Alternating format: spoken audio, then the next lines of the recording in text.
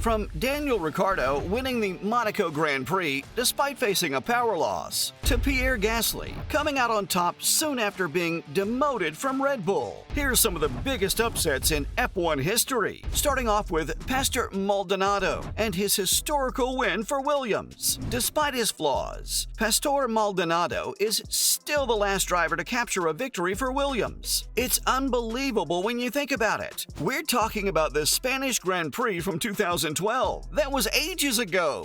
While I hope that won't always be the case, I'd be lying if I said that Williams has a chance anytime soon. But that Saturday in 2012, Maldonado shocked the entire F1 world by putting his Williams second on the grid. You might wonder how that happened, right? An achievement in itself. Then came Sunday. Hamilton had the pole, but he got demoted back to the end of the grid after running out of fuel. It was Maldonado's time to shine, but he had competition. Fernando Alonso and Kimi Räikkönen are two of the most decorated drivers in F1 history, and they were right next to him. The race began, and Alonso took the lead. Everyone felt that it was going to be a pretty comfortable win for the Spaniard, but Williams and the technical team had a risky plan. They asked Maldonado to pit before Alonso, which helped him get back on the front. And honestly, the rest was just smart and sensible driving. Maldonado kept his cool and took control of the race. He held off Alonso for over 40 laps and navigated his way to his first and only Formula One victory. It was different, beautiful, and unexpected. Unlike Williams, you'd expect Ferrari to win a race every now and then, but the 2015 season was all about Mercedes. Until Sebastian Vettel broke the streak at the Malaysian Grand Prix. Up until the Malaysian Grand Prix, Lewis Hamilton and Nico Rosberg had won every race, leading Mercedes to a comfortable lead in the title. Sebastian Vettel, who was in the driver's seat for Ferrari at the time, was able to capitalize on a tactical error made by Mercedes and held off Hamilton to secure his first win as a Ferrari driver. He made a strong start to take the lead after starting the race from second on the grid. Ferrari chose a two-stop strategy, while Mercedes went with a three-stop plan,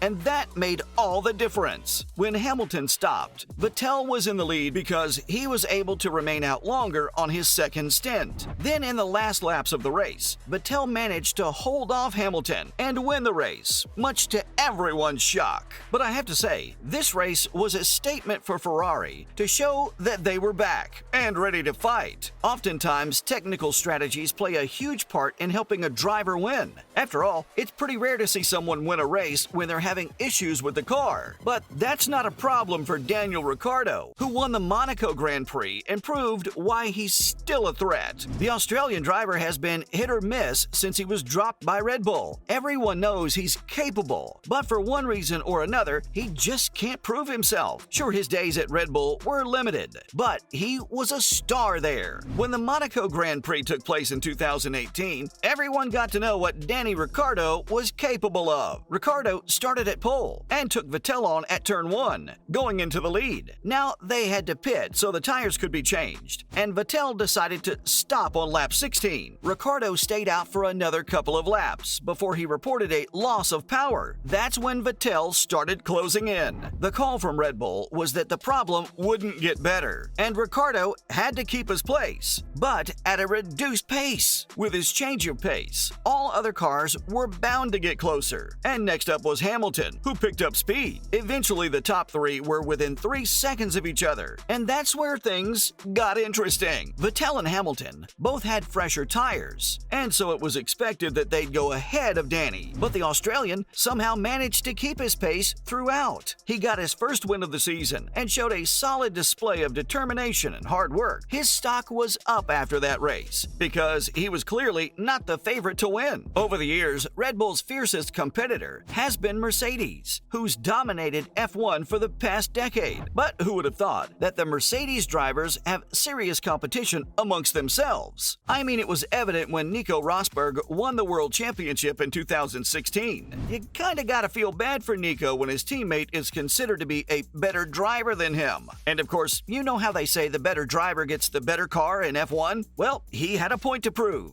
especially after Hamilton won the previous 2 World Championships. There's no doubt about the fact that even in 2016, Hamilton was the favorite for the title. But Nico was determined to give him a fight. The Germans had a strong start to the season. He won his first 4 races and showed that he wasn't there to mess around. But there's a reason Hamilton is the GOAT of F1. He took some time to get into the groove and took the lead in the championship race. Lewis kept stacking points, and it got increasingly clear that he'd end the season with the Drivers' Championship to his name. Then came the last 4 races of the scene, and everything changed. Nico Rosberg was at his absolute best during the end of the season. And would you believe me if I told you that he won all 4 of the final races? Well, he did. And that took him 5 points clear of Hamilton. It sounds like a fairy tale, but it's true. These fairy tales aren't common in the F1 world. But luckily, we saw it once again during the Bahrain Grand Prix in 2020. You probably know who Checo is by now, but a lot of new F1 viewers had no idea about him until his miracle drive in the Sakir Grand Prix. It was his first ever Formula One win, and it took him 190 starts before he could claim his first victory. Even then, it was Russell who seemed to be the favorite, but a solid mistake from the Mercedes team cost him the race. I mean, you don't put the wrong tires on a car that's the favorite to win the Grand Prix. Then he suffered a puncture to further weaken his chances. It just wasn't his night. Russell's bad luck was a blessing in disguise for Sergio Perez, who didn't have a team for the next season. He was 30 and had announced the end of his time at Racing Point. It was his only shot at staying up in F1, and the win was even more remarkable when you consider the fact that he had to drop at the end of the grid after an accident with Leclerc and Verstappen. Checo managed to work his way through the entire fleet of drivers and took advantage of any and every mistake his rivals made.